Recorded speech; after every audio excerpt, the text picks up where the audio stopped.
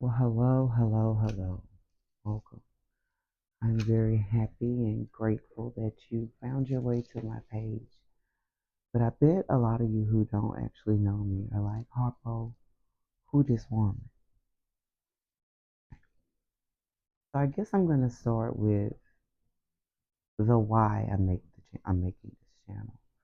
And the reason why I'm making the channel is because at the end of January of last year, a lot of mental things happened to me that set me on a path of getting myself healed from childhood and adolescent trauma that my beautiful brain had so successfully repressed the feelings. Not that I forgot what happened, but the feelings that went along with the things that happened.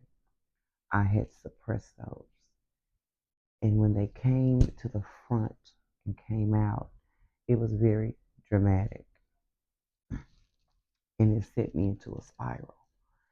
And so as I was going through this process, I was just making little short, little 2 minute Snapchat videos, but I was posting them to like my Instagram and my Facebook. And a lot of people weren't really commenting in the commenting section, but they would go into my DMs and we would have conversations about what I was talking about. And I understand why a lot of people wasn't commenting in the comment section because a lot of, trauma no one wants to admit. And a lot of people aren't ready to expose those traumas that happened to them. So I totally understand. But me, I've always been a semi open book. Um, I'm not one of those extremely private people, but things that I keep private, I keep private.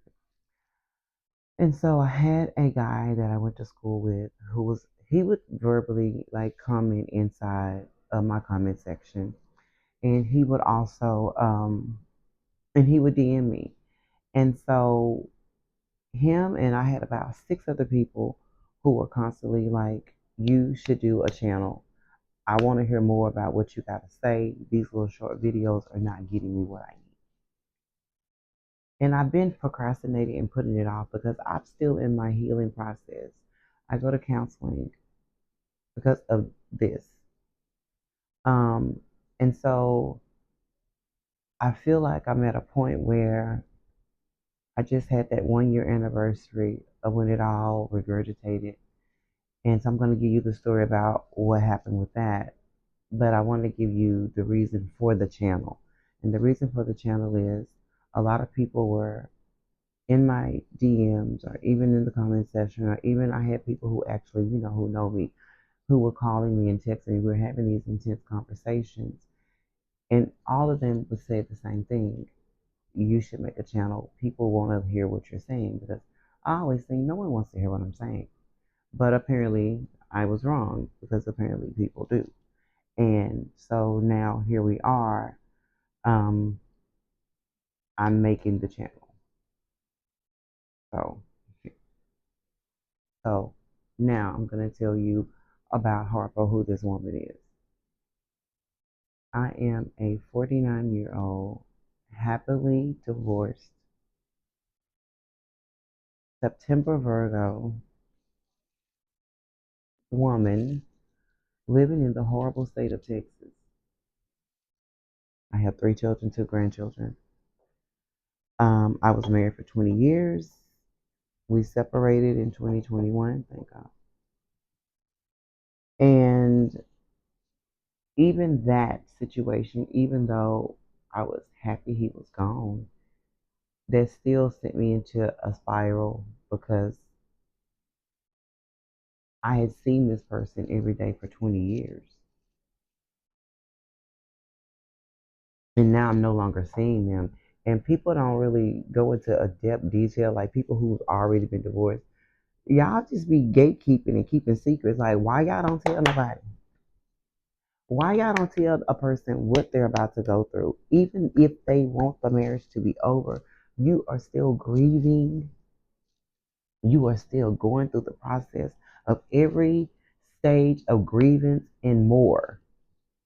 Because he was the breadwinner. I wasn't. For years, I was a stay at home mom, even though I had my massage therapy license, I was a stay at home mom. So I didn't have the money or the resources that he had when he left, which left me in a spiral, a financial spiral, because now I got these two children because we have two children together, and I had a child when I met him. She's grown.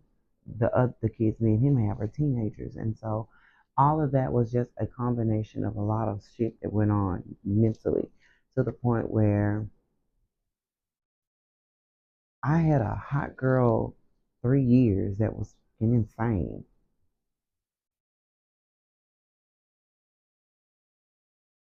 And so I even talk about that. Like, I am not in no way, shape, form, or fashion embarrassed about anything that I went through during that time or any time.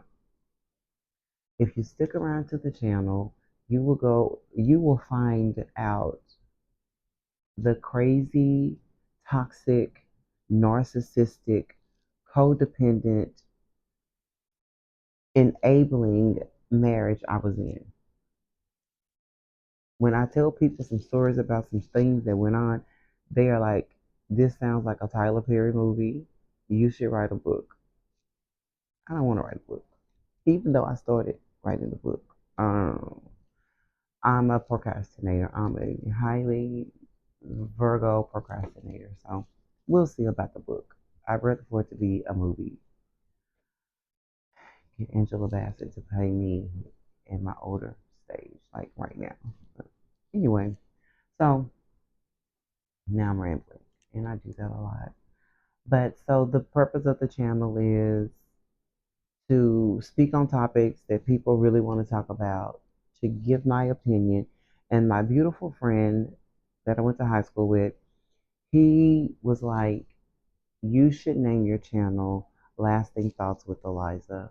He was like, because at the end of all your videos, I'm wanting you to tell me more or giving me a lasting thought, and you don't because the videos are so short. So that is how the name came about. My good friend, I don't know if I can, he wants his name out there, but he knows who he is.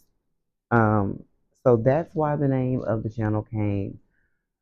Um, I guess I'm going to stop this video just as the introduction, but then I'm going to make the full video of what happened last year in January and the things that have led up to this. Because before I actually had this incident to happen, when I was going through the separation and the divorce, I could not afford to go to counseling, and I desperately needed to go to counseling.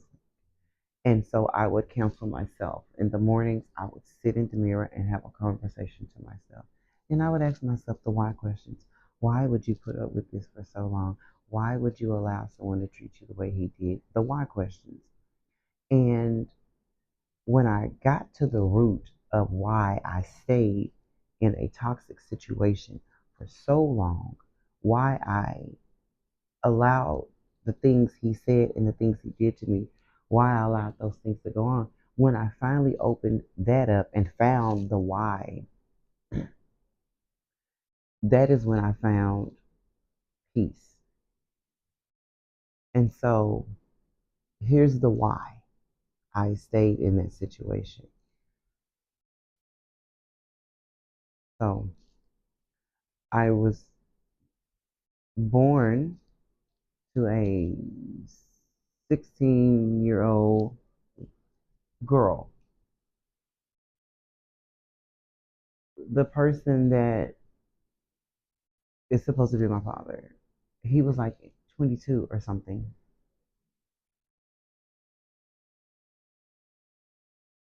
He was never in my life. Like, he didn't really want to be in my life. I remember as a child, my mother used to take me to my grandmother's house, his mother's house, and she would spend time with me.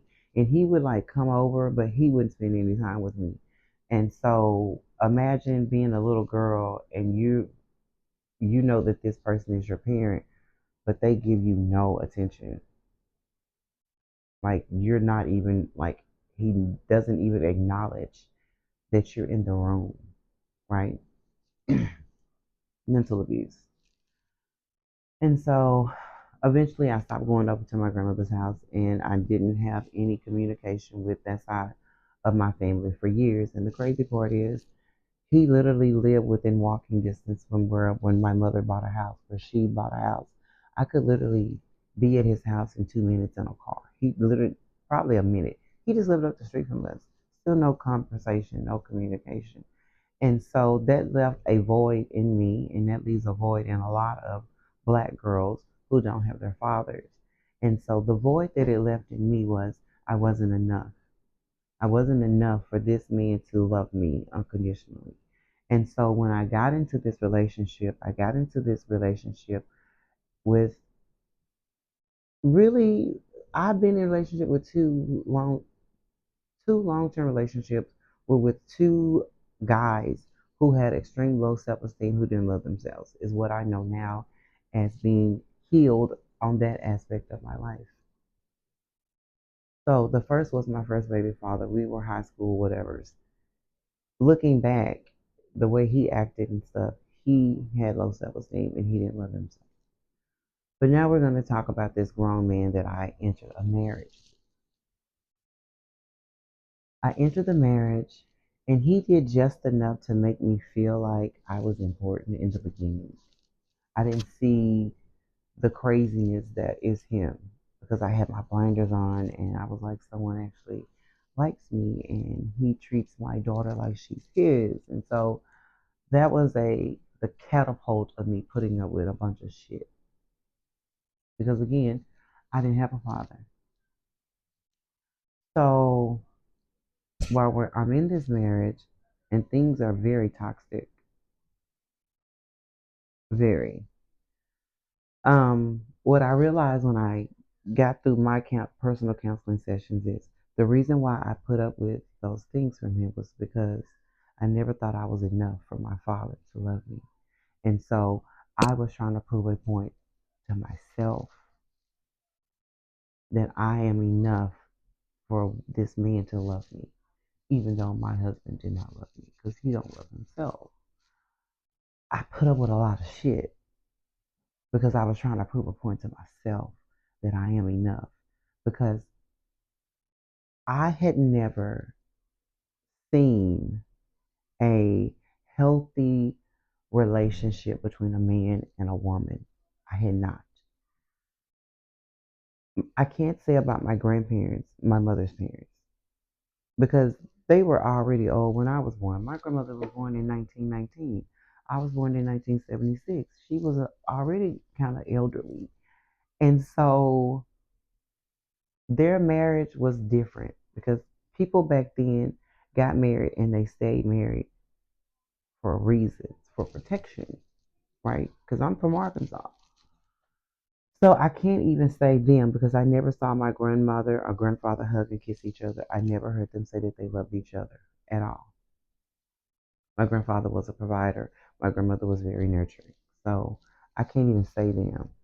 All of the other male female relationships that I saw with my uncles and my aunts and their people they were intertwining with or married to were not healthy relationships.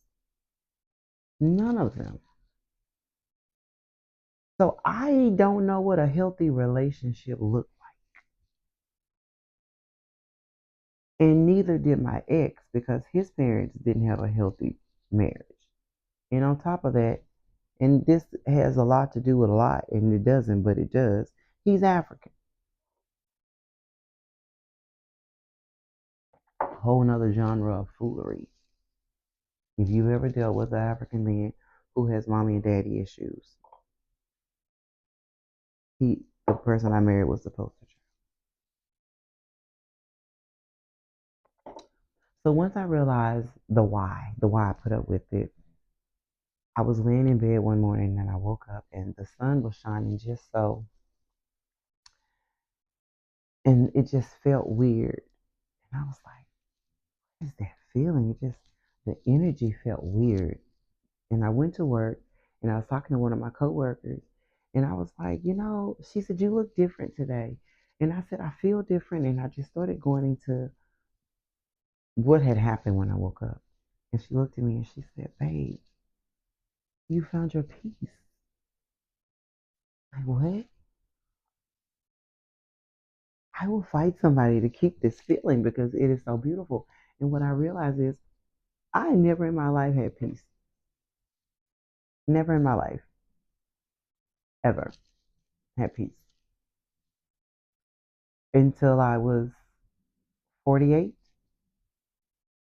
is when I first felt peace. And I was like, I will fight someone to keep this peace. It's so beautiful. And so that brought on a lot of things when I found that peace. And so that's when I stopped dating. I got off all the dating apps because what I realized is these men that I was talking to, entertaining with, situationships with, were all very problematic and they were all very toxic. But I am used to being with toxic men because I married one. So once I got myself healed on not wanting to be in toxic situations with men, I no longer wanted to be with a man. I no longer wanted to date.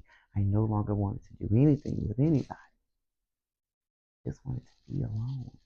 And I have been. And it's been beautiful and it's been peaceful. But going through the process of finding peace, it makes you look at every relationship you got with everybody because now the blinders are off, the veil is off, the rose petal glasses are off, and now you are seeing the raw, authentic things that now you're questioning. Because see, when you're living in that state of mind where you're not healed, you are completely manipulated by people because you think that the relationships are real and they're not real relationships, they're not tangible relationships. And now that has you questioning everything. So this is the point of the channel. Me questioning everything, me getting to the whys. And if you stay on the channel, I'm going to go into a lot of dark, deep conversations about things that people really don't want to talk about because it's frowned upon. I'm going to talk about them because why not? If we all get ourselves healed, what a beautiful place this would be. What beautiful energies we would have if we all just got ourselves healed on everything. Then we wouldn't have fake people. And what I realized is when I was getting myself healed, I was surrounded by a lot of fake people. And me, the people who have known me, they know that when you see me for the first time, and every time you see me after that, you are meeting the same person, the real. I don't mind discussing my personal business, and it doesn't matter how embarrassing it might sound or look to someone else. I don't care because if me telling someone something that I went through, if it's going to help them on their journey of peace and healing, I'm all for it. I am a big advocate for mental health because I was married to someone he still is, a mental health crisis walking around. So mental health is number one on my list. Number one, baby. If you know. So I'm gonna stop the video where I'm at 19 minutes. I didn't know I was gonna be rambling for that long, but I'm at 19 minutes. I'm gonna stop this video. I'm gonna post it and then I'm gonna go into what happened at the end of January and how I'm where I am right now.